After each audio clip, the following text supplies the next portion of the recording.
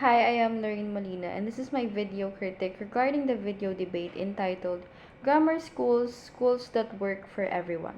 In this video debate, various issues were tackled and discussed, including the challenges in the education system that the United Kingdom faces as of today. In order to determine whether grammar schools are beneficial to educational institutions or reinforce elitism, this video presents a lively debate about the introduction of more grammar schools in the United Kingdom, highlighting differing opinions on their potential impact on educational equality, performance, and social mobility. The discussion includes arguments for and against grammar schools, referencing historical precedents, societal implications, and panelists' personal anecdotes. Firstly, the deputy editor introduced and gave an overview of the debate session, and then proceeded to introduce the set of panelists, who are well-known experts in the field of education development. Several arguments from the panel were also mentioned, just like how Melissa Bent promotes inclusive alternatives to grammar schools and argues for access to comprehensive education, highlighting its status as a fundamental right. And on the other hand, Peter Hitchens defended grammar schools, claiming that criticizing them is a rejection of the quality of education and that they create an atmosphere that encourages excellence.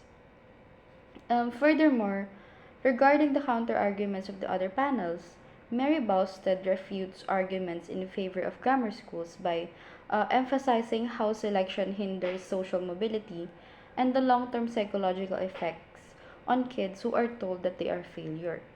And meanwhile, Linda Litch raises concerns about the fairness of a system of selective education, and she also emphasized the shortcomings of current existing grammar schools in providing for underprivileged students.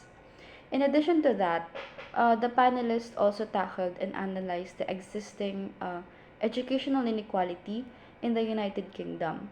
For instance, how socioeconomic circumstances um, affect educational access, posing questions about the continuous difficulty of guaranteeing equal chances for every student, and how current educational systems, such as selective grammar schools, contribute to educational disparities, especially for kids from lower income households.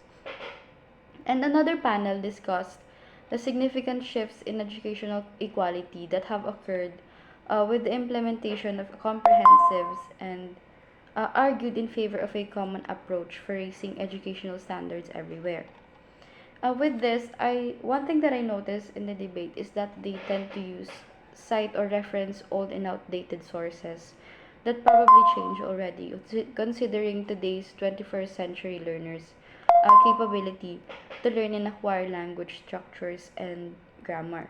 However, I kind of agree with the idea of considering how educational equality has changed over time and stressing the necessity of a thorough strategy to raise standards in all kinds of schools, and concentrating only on grammar schools ignores the larger problems of educational inequality. And to give every child, regardless of background, equal opportunities, this promotes reforms that improve educational quality globally. Further, the panelists emphasized that socioeconomic factors, selection procedures, and historical context all play a role in the complicated issue of educational inequality. According to them, there is a broad agreement that systemic changes are required to establish a more equal educational environment where all children have the chance to thrive.